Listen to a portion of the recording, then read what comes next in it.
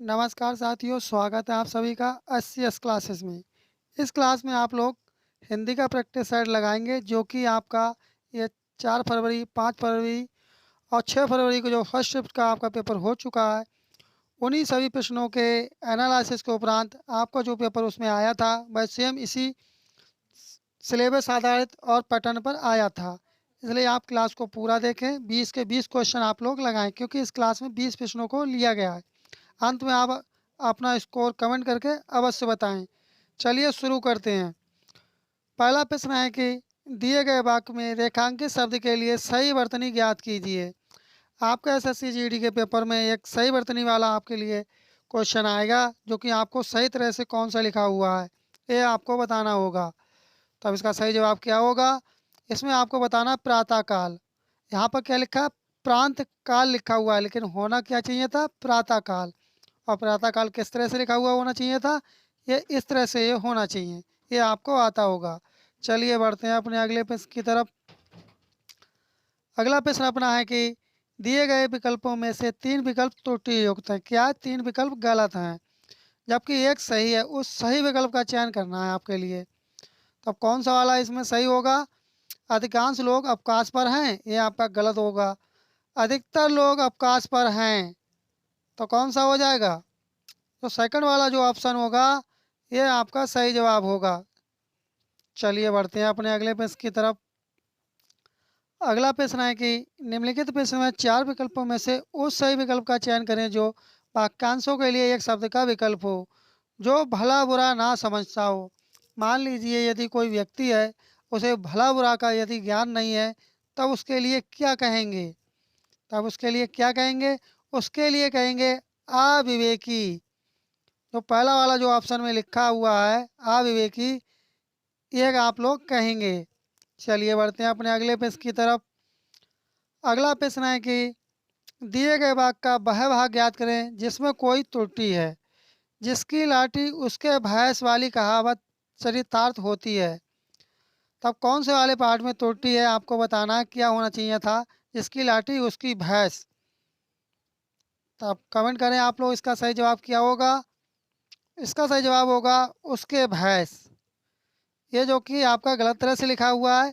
यहाँ पर होना क्या चाहिए था? उसकी भैंस होना चाहिए था। क्या चीज़? उसकी भैंस होना चाहिए था। इस तरह से आपका जो फोर्थ वाला ऑप्शन होगा ये आपका सही जवाब होगा। चलिए बढ़ते हैं अगले प्रश्न की तरफ। अगला प्रश्न है कि दिए गए वाक्य में उचित विदेशज शब्द का चयन करके रिक्त स्थान की पूर्ति कीजिए। डैश हमारे देश का राष्ट्रीय फूल है। आपको इसमें बताना है कि राष्ट्रीय फूल है। तब इसका सही जवाब क्या होगा? इसका सही जवाब होगा गुलाब। क्वेश्चन नंबर 5 का आपका क्या जवाब होगा? गुलाब। चलिए बढ़ते हैं अपने अगले प्रश्न की तरफ। अगला प्रश्न अपना है कि दिए गए वाक्य में उचित देशज विदेशज शब्द का चयन करें। जो आपका 4 और 5 फरवरी को जो आपका पेपर हुआ था उसमें आपके लिए 2 क्वेश्चन देखने को मिले थे उन साथियों के लिए, जो कि देशज विदेशज के क्वेश्चन पूछे गए थे। तब इसका सही जवाब क्या होगा? तुम चिंता ना करो, तुम्हारी डैश माफ़ हो जाएगी। क्या माफ़ हो जाएगी? ये आपकी क्या माफ़ होगी? ये आपकी फ़ीस माफ़ हो जाएगी। यहाँ पर आपका क्या होना चाहिए था? फीस होना चाहिए था। इस तरह से जो थर्ड वाला ऑप्शन होगा यह आपका सही उत्तर होगा। चलिए बढ़ते हैं अपने अगले प्रश्न की तरफ। अगला प्रश्न है कि निम्नलिखित प्रश्न में 4 विकल्पों में से उस विकल्प का चयन करें जो दी गई लोकोक्ति का सही अर्थ वाला विकल्प है। अपने मरे बिना स्वर्ग नहीं दिखता। क्या चीज़? अपने मरे बिना स्वर्ग नहीं दिखता। तब इसका सही जवाब क्या होगा? इसका सही जवाब होगा अपने किए बिना काम नहीं होता। तो फोर्थ वाला जो ऑप्शन होगा ये आपका सही जवाब होगा।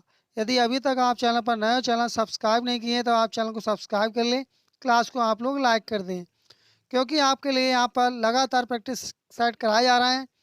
वो इसलिए आपके लिए कराया जा रहा है जो कि आपकी स्पीड मेंटेन हो सके और आपको ये पता चल सके कि जो क्वेश्चन जो आ रहे हैं अभी, जो 4 फरवरी, 5 फरवरी और 6 फरवरी की जो फर्स्ट शिफ्ट में जो पेपर हुआ था उसमें किस तरह के प्रश्न आए थे ये आपको मालूम चल जाएगा। चलिए बढ़ते हैं अपने अगले प्रश्न की तरफ। अगला प्रश्न है कि निम्नलिखित वाक्य में उस वाक्यांश को पहचानें जिसमें अशुद्धियाँ हैं।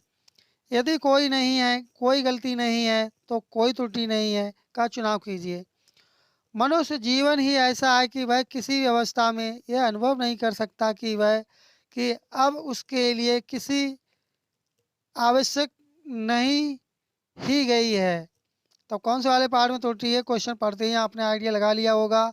इसमें त्रुटि है तो आपकी ये त्रुटि किसमें है? लिए किसी अवस्था नहीं ही गई है। तो फोर्थ वाला ऑप्शन होगा, ये आपका सही जवाब होगा। और आपको बताना चाहेंगे कि जो इस क्लास की जो पीडीएफ है उसका लिंक डिस्क्रिप्शन बॉक्स में दे देंगे, वहाँ से जाकर के आप पीडीएफ को डाउनलोड कर सकते हैं। इसका सही जवाब क्या होगा, देखिए क्या क्वेश्चन नंबर 9। निम्नलिखित प्रश्न में 4 विकल्पों में से उस सही विकल्प का चयन करें जो वाक्यांशों के लिए एक शब्द का विकल्प हो। समान दृष्टि से देखने वाला, मान लीजिए यदि कोई व्यक्ति है और वह समान दृष्टि से देखता हो, तब उसके लिए एक शब्द में आप लोग क्या कहेंगे? समदर्शी, क्षणभंगुर, स्तवक या सनातन? तब उसके लिए कहा जाता है समदर्शी। जो समान दृष्टि से देखता है सभी के लिए, तो उसे क्या कहते हैं? समदर्शी कहते हैं। चलिए बढ़ते हैं अपने अगले प्रश्न की तरफ। अगला प्रश्न है कि दिए गए वाक्य में रेखांकित शब्द का विलोम शब्द ज्ञात कीजिए। राक्षस विभत्स दिखता है। अब आपको इसमें विलोम शब्द किसका बताना है? विभत्स का आपके लिए विलोम शब्द बताना है। तब इसका विलोम शब्द क्या होगा? इसका विलोम शब्द होगा आकर्षक। चलिए बढ़ते हैं अपने अगले प्रश्न की तरफ। अगला प्रश्न है कि निम्नलिखित प्रश्न में दिए गए 4 विकल्पों में से उस विकल्प का चयन करें जो दिए गए मुहावरे के अर्थ को सबसे रूप से व्यक्त करता है। कलई खुलना, कलई खुलना इसका क्या अर्थ होगा? इसका अर्थ होगा भेद खुलना, अर्थात उसका भेद खुल गया। चलिए बढ़ते हैं अपने अगले प्रश्न की तरफ। अगला है कि निम्नलिखित प्रश्न में 4 विकल्पों में से उस विकल्प का चयन करें जो कोष्ठक में दिए गए शब्द के विलोम शब्द का सही विकल्प है। मैं अपने मित्र की बातों से जरा भी अनाहत नहीं हूँ। तब आपके लिए विलोम शब्द किसका बताना है? जो 4 और 5 और 6 तारीख की जो फर्स्ट शिफ्ट में जो पेपर हुआ था उसमें 2 विलोम शब्द पूछे गए थे। अनाहत, तब इसका विलोम शब्द क्या होगा अनाहत का? इसका विलोम शब्द होगा आहत। इस तरह से जो सेकंड वाला जो ऑप्शन होगा ये आपका सही जवाब होगा। चलिए बढ़ते हैं अपने अगले पेज की तरफ। अगला है कि दिए गए वाक्य में उचित पर्यायवाची शब्द का चयन करके रिक्त स्थान की पूर्ति करें। डैश वासना में इतने मत डूबो कि वक्त का ही पता ना चले। तब इसका आपको किसका बताना पर्यायवाची? आपको पर्यायवाची बताना है वासना का। अब वासना का पर्यायवाची क्या होता है आप कमेंट करें। इसका पर्यायवाची होता है भोग। चलिए बढ़ते हैं अपने अगले पेज की तरफ। अगला प्रश्न है कि निम्नलिखित वाक्य में रेखांकित भाग के लिए एक सार्थक शब्द ज्ञात कीजिए। रेखा कम बोलती है। अब आपको किसका बताना? रेखांकित कौन सा वाला है? कम बोलती है। आपके लिए बताना कम बोलती है इसका क्या होगा? मार्तभाषी होगा? ये नहीं होगा, मितभाषी होगा। जो कम बोलता है उसके लिए क्या कहते हैं? मितभाषी कहते हैं। चलिए बढ़ते हैं अपने अगले पेज की तरफ। अगला है कि दिए गए शब्द का पर्यायवाची ज्ञात कीजिए। उपकार का आपके लिए पर्यायवाची बताना है। उपकार का पर्यायवाची क्या होगा? उपकार का पर्यायवाची होगा कल्याण। इस तरह से जो थर्ड वाला ऑप्शन होगा यही आपका सही उत्तर होगा। अंत में आपको कमेंट करके बताना है कि आपने इन 20 प्रश्नों में से कितने प्रश्नों का सही जवाब लगाया था। आपको ऐसा ही पेपर देखने के लिए हिंदी का जो सेक्शन होगा आपको देखने को मिलेगा एसएससी जीडी की आपकी शिफ्ट में। और आपको बताना चाहेंगे कि आपको रीजनिंग का प्रैक्टिस सेट भी आपको करा रहे हैं। वो प्रैक्टिस सेट आपने यदि लगा लिए, मान लीजिए आप 20 में से 18 क्वेश्चन सही करके आएंगे रीजनिंग के, क्योंकि वही प्रश्न करा रहे हैं उसमें जो आपका पैटर्न आपके एसएससी जीडी में 4, 5 और 6 तारीख को जो फर्स्ट शिफ्ट में पूछा गया था वही पैटर्न है सेम। और वही पैटर्न आ रहा है जो प्रैक्टिस सेट आपको करवाए जा रहे हैं। ये भी बात आप विशेषकर ध्यान रखें। चलिए बढ़ते हैं अपने प्रश्न की तरफ। रिक्त एक के लिए सबसे उपयुक्त विकल्प का चयन करें।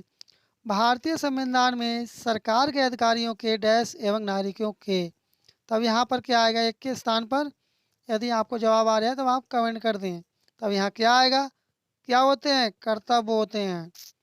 बहुत ईजी गद्यांश आएगा जो कि आप आसानी से 5 के 5 क्वेश्चन सही करके आएंगे। सेकंड के रिक्त के स्थान पर यहाँ पे क्या आएगा आपका, नागरिकों के डैश के बारे में विस्तार से बताया गया है। तब यहाँ क्या आएगा आपका, तब किसके बारे में विस्तार से बताया गया है, ये बताया गया अधिकारों के बारे में विस्तार से बताया गया है। चलिए बढ़ते हैं अगले प्रश्न की तरफ। अगला प्रश्न अपना है जो कि इस क्लास का ये अंतिम प्रश्न है। रिक्त 5 के लिए सबसे उपयुक्त विकल्प का चयन कीजिए। रिक्त 5 के लिए सबसे उपयुक्त विकल्प का चयन कीजिए। तब इसका सही जवाब क्या होगा, 5 वाले का सही जवाब क्या हो जाएगा, इस 5 का, इसका सही जवाब क्या होगा आपका, कमेंट करें आप लोग, इसका सही जवाब क्या होगा। भारतीय संविधान का निर्माण करने वाली संविधान सभा का डैश 19 जुलाई 1946 को किया गया था। क्या किया गया था, चलिए देखते हैं क्या किया गया था। इसका क्या किया गया था, गठन किया गया था। इस तरह से अपनी ये श्रृंखला हिंदी के प्रैक्टिस सेट एसएससी जीडी की कंप्लीट हुई और आपने 20 प्रश्नों में से कितने प्रश्नों का सही जवाब लगाया। और इस क्लास की पीडीएफ का लिंक आपके लिए डिस्क्रिप्शन बॉक्स में लगा दिया जाएगा, वहाँ से आप ले सकते हैं। अभी तक आप चैनल पर नए हो, चैनल को सब्सक्राइब नहीं किए हैं और इसी तरह के प्रैक्टिस सेट और आपको पैटर्न बेस पर आपको यहाँ पर कराए जा रहे हैं, उन्हें पाने के लिए नोटिफिकेशन बेल आइकन भी आप लोग दबा दें और चैनल को आप लोग सब्सक्राइब कर लें। चलिए मिलते हैं जल्दी नेक्स्ट क्लास में, तब तक के लिए धन्यवाद। जय हिंद, जय भारत।